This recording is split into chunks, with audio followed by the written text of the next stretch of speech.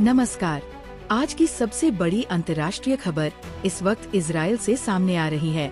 भारत के प्रधानमंत्री नरेंद्र मोदी और इजराइल के प्रधानमंत्री बेंजामिन नेतन्याहू के बीच आज तेल अवीव में अहम द्विपक्षीय बैठक हुई।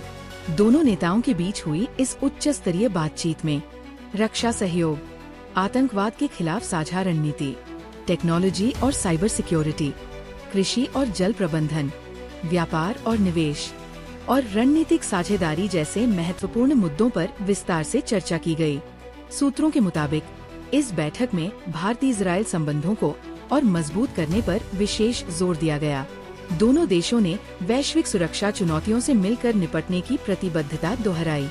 प्रधानमंत्री नरेंद्र मोदी ने बैठक के दौरान कहा कि भारत और इजराइल की दोस्ती विश्वास, तकनीक और सुरक्षा सहयोग की मजबूत नींव पर टिकी है। वहीं प्रधानमंत्री बेंजामिन नेतन्याहू ने भी भारत को इजराइल का रणनीतिक साझेदार बताते हुए कहा कि भारत के साथ हमारे रिश्ते भविष्य की वैश्विक राजनीति में बेहद अहम भूमिका निभाएंगे। ये मुलाकात ऐसे समय पर हुई है जब दुनिया भर में भूराजनीतिक हालात तेजी से बदल रहे हैं और भारत अपनी कूटनीतिक ताकत को वैश्विक स्तर पर और मजबूत कर रहा है। भारतीय इजराइल रिश्तों के इतिहास में ये मुलाकात एक और नई रणनीतिक शुरुआत मानी जा रही है। और जैसा कि कई बार कुछ लोग कहते हैं कि वो बहुत ही ज़्यादा क्लोज हैं एक दूसरे के, और इस जो आपने अभी तस्वीरें दिखाई, जिस गर्मजोशी से प्रधानमंत्री जी का वहाँ पे स्वागत किया गया, वो गले मिले, और जिस तरह से अभी मीटिंग में भी आप तस्वीरें दिखा रहे हैं, तो वो साफ दिखा रहा है कि वो आपस में कितने ज़्यादा क्लोज हैं और कितने कंफर्टेबल हैं एक दूसरे के साथ में।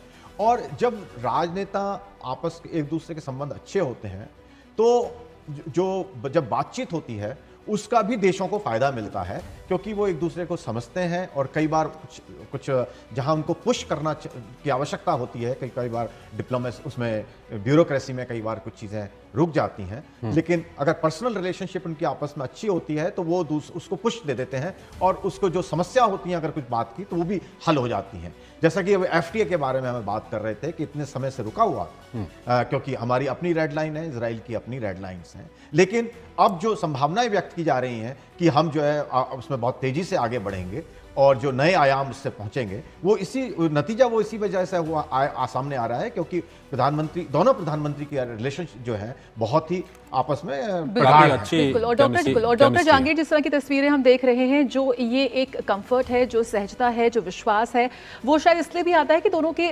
जो व्यक्तिगत मित्रता है वो कई विषयों पर, कई मुद्दों पर दोनों की जो उनकी सोच है वो भी काफ़ी मिलती जुलती है।